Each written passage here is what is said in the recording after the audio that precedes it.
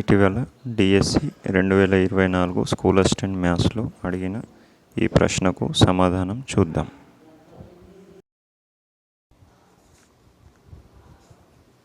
ఇచ్చిన ప్రశ్నలో ఎక్స్ ఈ 3 x equal to 5 y equal to 45 z equal to k అని అనుకుంటున్నాం.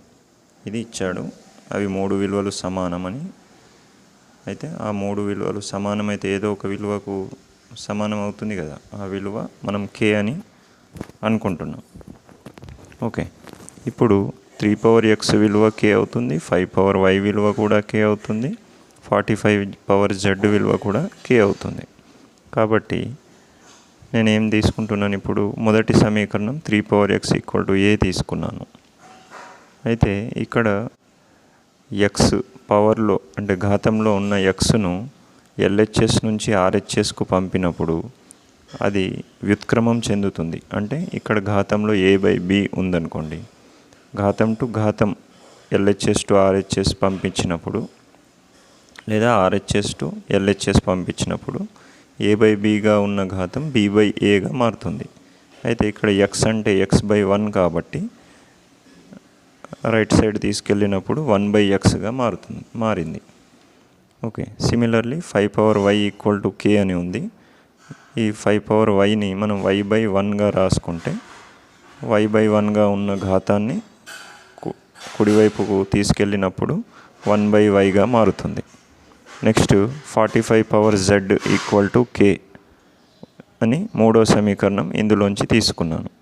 ఇప్పుడు 45ని మనము కారణాంక విభజన చేస్తే పొట్టి భాగాహార పద్ధతిలో 45 ఈక్వల్ టు 3² ఇంటూ 5 అని వస్తుంది. ఇందులో ఆ 45 యొక్క కారణాంకాలను ప్రతిక్షేపించి పవర్ z దగ్గర పవర్ z రాసి equal to k as it ఈస్గా రాశాను. ఇప్పుడు మనకు ఆల్రెడీ ఘాతాంక నియమాల ప్రకారం దీన్ని విడగొడితే 3/2z ఇంటూ 5/z అని వస్తుంది ఎల్హెచ్ఎస్లో. ఆర్హెచ్ఎస్లో k అలాగే ఉంటుంది. ఇప్పుడు k/1/x అని రాసాం. ఇక్కడ ఎందుకు రాసాము అంటే 3 యొక్క విలువ మనకు ఇక్కడ మొదటి సమీకరణం నుంచి 3 యొక్క విలువ ఏముంది, k/1/x ఉంది. సో 3 యొక్క విలువను k/1/xతో మనం రీప్లేస్ చేసాం, అంటే ప్రతిక్షేపించామన్నట్టు. పవర్ 2z యాజ్ ఇట్ ఈస్గా ఉంటుంది. అలాగే 5 అంటే ఇక్కడ రెండవ సమీకరణంలో 5 యొక్క విలువ ఎంత ఉంది, k/1/y ఉంది. సో 5 యొక్క విలువను k/1/yతో రీప్లేస్ చేసాం. పవర్ z యాజ్ ఇట్ ఈస్గా ఉంది ఈక్వల్ టు k. ఓకే, ఇక్కడ వరకు క్లియర్. నెక్స్ట్ ఘాతాంక నియమాల ప్రకారం ఘాతము పైన బ్రాకెట్ ఉండి హోల్ ఇంకొక ఘాతం ఉందనుకోండి, అంటే k/1/x whole to the power of 2z ఉన్నప్పుడు ఆ ఘాతాల మధ్య బ్రాకెట్ ఉంటే గనక ఆ ఘాతాలను గుణించుకోవచ్చు. కాబట్టి 2z ఒకట్ల 2z/x యాజ్ ఇట్ ఈస్గా ఉంటుంది, z ఒకట్ల z/y యాజ్ ఇట్ ఈస్గా ఉంటుంది. ఇప్పుడు సమాన భూములు ఉన్నప్పుడు గుణకారంలో ఆ ఘాతాలను కూడాలి.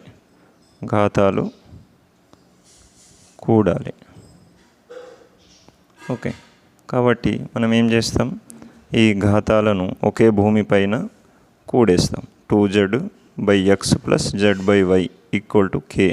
ఈ k యొక్క ఘాతం ఏం లేదు, కానీ k అనేది ఒకటి కనబడుతుంది కదా. సో కనబడుతున్న k ఒకటి ఉంది కాబట్టి ఘాతం ఏం లేని చోట మనం 1 అని రాసుకోవచ్చు. అయితే ఇప్పుడు ఎల్హెచ్ఎస్ ఆర్హెచ్ఎస్ గమనించినట్లయితే ఏముంది, భూములు సమానం ఉన్నాయి. భూములు సమానమైతే ఘాతాలు కూడా సమానమని మనకు ఒక రూల్ ఉంది. కాబట్టి ఇప్పుడు ఏం చేస్తున్నాం, ఘాతాలు సమానం చేసుకుంటున్నాం. ఇక మీకు ఇదంతా అర్థం కానట్లయితే k క్యాన్సలేషన్ అయింది, ఇది సమానమని రాసుకున్నాం అనుకోండి. యాక్చువల్లీ నిజానికి అట్లా క్యాన్సలేషన్ అనేది రాంగ్ కాన్సెప్ట్, అలా చెప్పకూడదు. కానీ మీకు ఎగ్జామ్ పాయింట్ ఆఫ్ వ్యూలో అట్లా అర్థం చేసుకోవచ్చు, కానీ క్యాన్సలేషన్ అనేది అసంభవం. నెక్స్ట్ ఇప్పుడు ఈ వచ్చిన 2z/x plus z/y equal to 1లో గమనించినట్లయితే రెండు పదాలలో కూడా z అనేది కామన్గా ఉంది. కాబట్టి జెడ్ని కామన్ తీసి నేను ఇలాగా రాసుకున్నాను. ఇప్పుడు ఇక్కడ ఉన్న జెడ్ని గుణిస్తుంది. గుణించి జెడ్ ఆర్హెచ్ఎస్లో తీసుకెళ్ళినప్పుడు 2/x plus 1/y equal to 1/z అని రాస్తాం. ఓకే, ఇది సరైన సమాధానం అవుతుంది.